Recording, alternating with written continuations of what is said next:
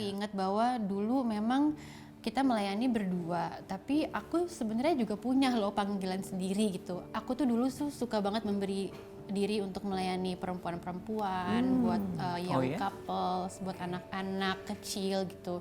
So itu yang kayaknya Tuhan ingetin lagi gitu, bahwa walaupun Radit udah nggak ada, yang tadi Kak Yusi bilang, maksudnya panggilannya sendiri-sendiri tetap. Memang ada hal yang dikerjakan berdua, tapi I still have my own calling gitu. Dan itu yang Tuhan ingetin lagi lewat banyak hal gitu. Dan sampai akhirnya... Yes pemirsa, sekarang balik lagi sudah bertambah sofa yang kecil ini dengan satu lagi putri ketiga dari Radit dan Mama Jo, Zoe. Hai Zoe. Hai Zoe. Jadi memang ini udah direncanakan bajunya ungu semua ya, luar biasa loh. Untung si abang punya tuh ya. Cowok lo jarang punya baju tapi warna. harus ditutupin pakai jaket, biar nggak terlalu ungu ya bang. Iya. You know how to do it lah. Tapi gini pertanyaannya kan, apakah dari awal, kalau mungkin pemirsa ada yang tahu kalau mengikuti kisah Radit dan Joanna, awal mula perjumpaan mereka, justru dulu yang sering disorot kan itu ya, awal mula perjumpaan gitu ya, sampai akhirnya jadi pelayanan. Cuman di sini kalau saya lihat Radit dulu ya yang terpanggil untuk pelayanan, atau sudah berdua? Kita bertobatnya bersama-sama sih. Betul. Ya.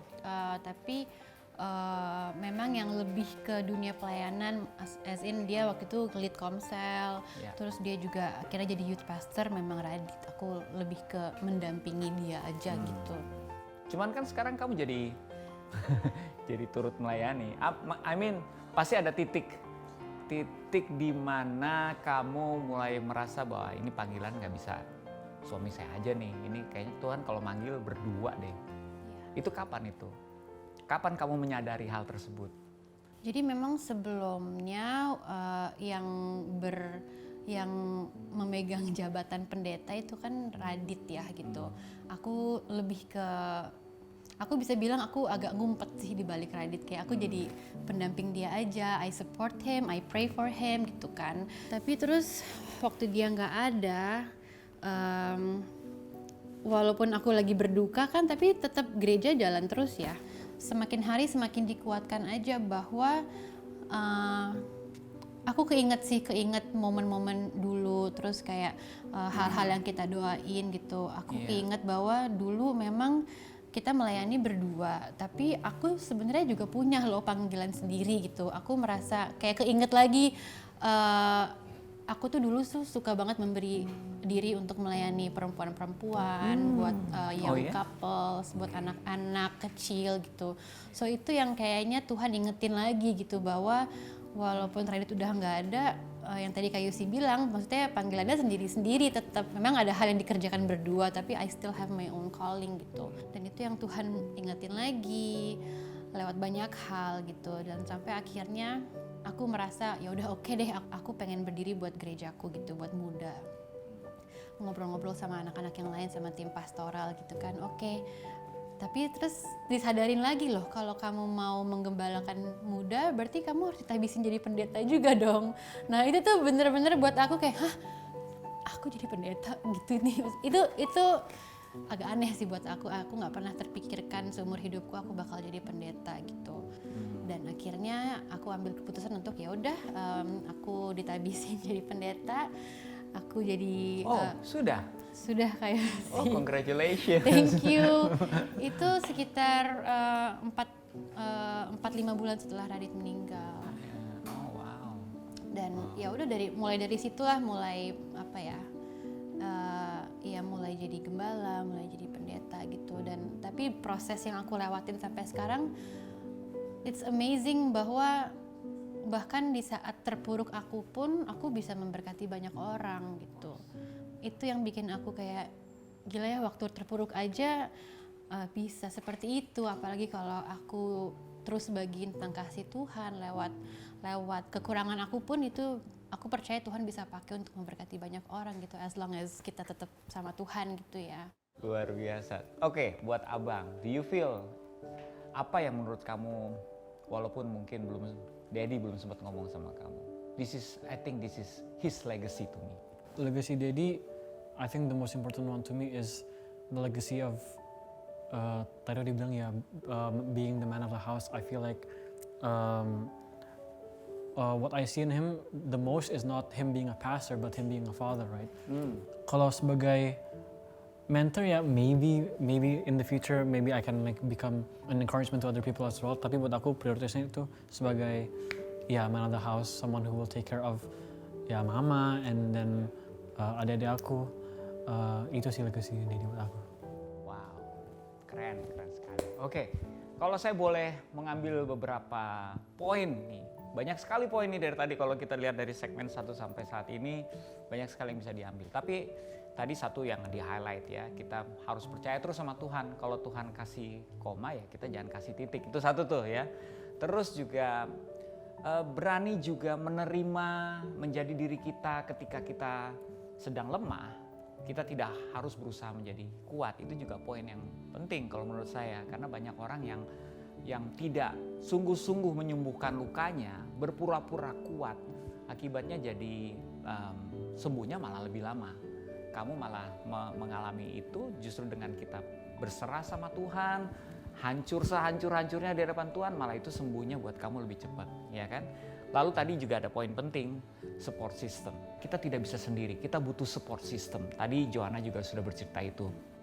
Mungkin juga ada baiknya jika ini adalah sebuah gereja atau komunitas, kita mulai aware dengan anggota kita yang punya kesulitan yang seperti ini. Ya, harus proaktif, harus datang, berkunjung, jangan cuma mendoakan dari jauh, karena kehadiran penting ya. Kamu merasakan orang-orang yang dekat ada di kamu kan penting ya gitu ya.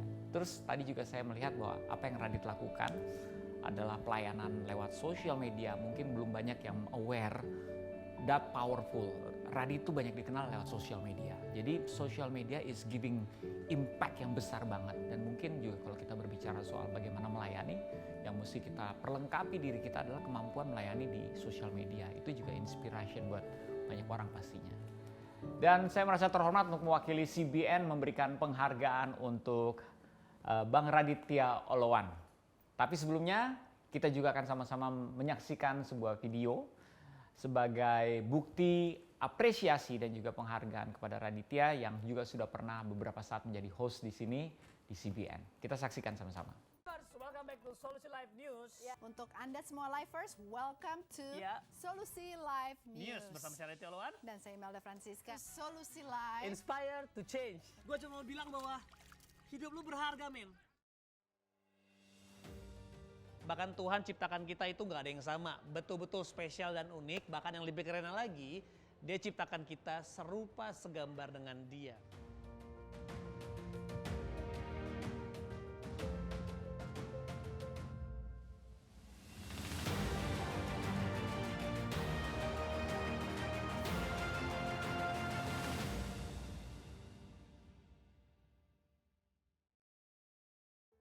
Shalom dan salam sejahtera. Saya Mark McClendon, Ketua Yayasan Cahaya Bagi Negeri Indonesia. Hari ini adalah kebanggaan bagi saya untuk menganugerahkan The CBN Heroes Lifetime Achievement Award kepada Pastor Raditya Oloan almarhum. Ini adalah sebuah penghargaan yang diberikan sesuai dengan judulnya, CBN Heroes Lifetime Achievement Award. Seseorang yang dengan hidupnya menjadi pahlawan perubahan, menjadi pahlawan kerajaan Allah, menyebarkan kasih dan kebenaran Tuhan secara spesial di bangsa ini. Dan itulah Pastor Raditya Oloan.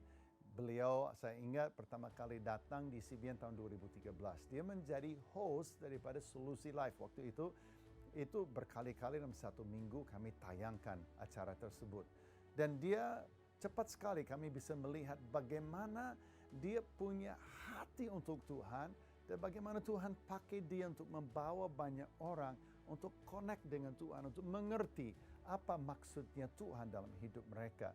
Dan pada akhirnya beliau mulai berkarya di Generasi Seru sampai dia pegang acara bagian daripada Generasi Seru namanya Cara Seru. Dan di situ dia melayani. Jumlah episodenya banyak sekali. Dia memberkati satu generasi dengan ajarannya dan dengan kebenaran firman Tuhan. Sesungguhnya beliau tak tergantikan. Dia adalah seorang pahlawan untuk kerajaan Allah dan menyebarkan kasih Allah bagi generasi anak muda di Indonesia. Nah, kepada Joanna dan juga Zuriel, Zaraya, Zoe, dan Ziona, pesan kami dan pesan saya buat keluarga Joanna, kiranya 1 Korintus pasal 15 ayat 58 itu menjadi pegangan bagi kalian semua. Karena itu, saudara-saudaraku, karena itu Joanna dan anak-anak yang kekasih, berdirilah teguh, jangan goyah, dan giatlah selalu dalam pekerjaan Tuhan. Sebab kamu tahu bahwa dalam persekutuan dengan Tuhan, jerih payahmu tidak sia-sia. Saya percaya bahwa jerih payah Pastor Raditya dan juga Ibu Joanna bersama-sama dalam perjuangan kerajaan Allah, semua diperhitungkan oleh Tuhan dan akan menjadi berkat bagi keluarga kalian, dan Tuhan akan selalu berjaga-jaga atas kalian semua. Sekali lagi, atas nama Yayasan Cahaya Bagi Negeri Indonesia, dengan ini kami anugerahkan penghargaan The CBN Heroes Lifetime Achievement Award kepada Pastor Raditya Oloan almarhum. Kiranya Tuhan Yesus memberkati berlimpah-limpah. Thank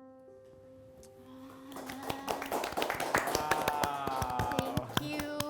Jadi saya juga merasa sangat bangga mewakili Cahaya Bagi Negeri, Yayasan Cahaya Bagi Negeri, untuk memberikan CBN Heroes, penghargaan CBN Heroes Lifetime Achievement Award untuk almarhum Pastor Raditya Oloan kepada Pastor Joanna Oloan. Oke, tepuk tangan dong semuanya yang ada di sini. Mungkin Joanna ada yang ingin disampaikan terakhir untuk pemirsa CBN atau siapapun yang menyaksikan. Silakan Joanna. Thank you so much untuk CBN, untuk penghargaan ini buat Radit. Kayaknya this is another way of God telling me ya, bahwa hidup kita itu berharga banget, hidup kita itu mau dipakai sama Tuhan gitu. Aku amazed sih, maksudnya selama hidupnya sampai dapat Lifetime Achievement Award, dan aku berharap supaya hidup aku dan hidup anak-anak aku juga bisa jadi berkat buat banyak orang juga. Pemirsa, firman Tuhan yang disampaikan di dalam 1 Korintus 15 ayat 58 dikatakan, karena itu saudara-saudaraku yang kekasih, berdirilah teguh, jangan goyah, dan giatlah selalu dalam pekerjaan Tuhan. Sebab kamu tahu bahwa dalam persekutuan dengan Tuhan, jerih payahmu tidak sia-sia. Apa yang dilakukan oleh Radit untuk terus mengabarkan kabar baik di sosial media, bahkan bersama program CBN dari Solusi Live, Generasi Seru, dan berbagai program lainnya, Radit telah menunjukkan dengan kuat dan teguh bekerja secara konsisten dan ketulusannya terus melakukannya untuk Tuhan. Hingga kita bisa melihat dampak atau buah dari pelayanannya tidak percuma dan sia-sia. Seperti yang firman Tuhan katakan, bukan kamu yang memilih aku, tetapi akulah yang memilih kamu. Dan aku telah menetapkan kamu supaya kamu pergi dan menghasilkan buah, dan buahmu itu tetap. Supaya apa yang kamu minta kepada Bapa dalam namaku, diberikannya kepadamu. Setiap kita adalah pencerita kasih-Nya Tuhan, melalui apa yang dipercayakan Tuhan di tangan kita. Tuhan memilih setiap kita untuk bisa menjadi dampak dan berkat bagi keluarga, lingkungan sekitar kita, dan untuk Indonesia. Saya Yose Mokalu mengucapkan Merry Christmas dan selamat menyambut Tahun Baru. Tuhan memberkati. Terima kasih Joanna. Thank you. Dadah.